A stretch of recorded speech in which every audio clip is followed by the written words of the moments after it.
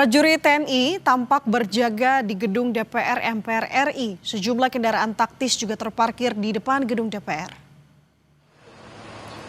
Penjagaan yang dilakukan TNI ini menyusul pernyataan Menteri Pertahanan Syafri Samsudin yang menyebut TNI akan terus disiagakan untuk menjaga kompleks parlemen gedung DPR RI hingga kondisi dianggap kondusif.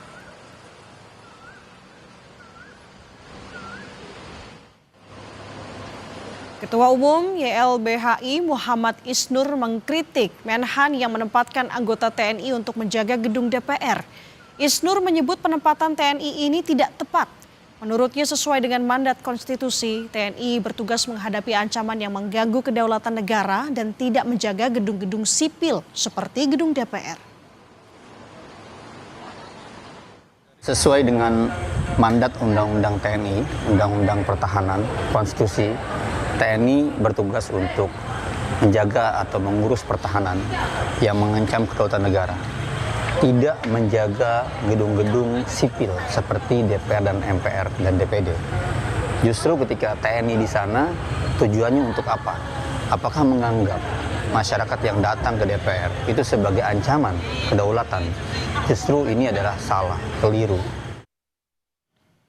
Sementara sebelumnya, Saudara, Menteri Pertahanan Syafri Samsudin menegaskan TNI akan terus disiagakan untuk menjaga kompleks parlemen gedung DPR RI hingga kondisi dinilai kondusif.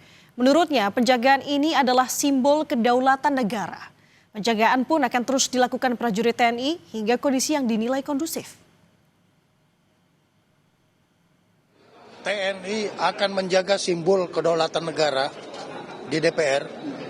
Jadi saya sudah menyetujui dan Panglima akan menindaklanjuti bersama para kepala staf bahwa instalasi DPR akan dijaga oleh TNI. Sampai dengan tadi katanya kondusif, ya, lebih kondusif lagi. Itu artinya saat ini masih belum kondusif ya Pak? Ya, terserah penilaian situasi. Kalau memang diperlukan kita harus ada di tengah-tengah rakyat.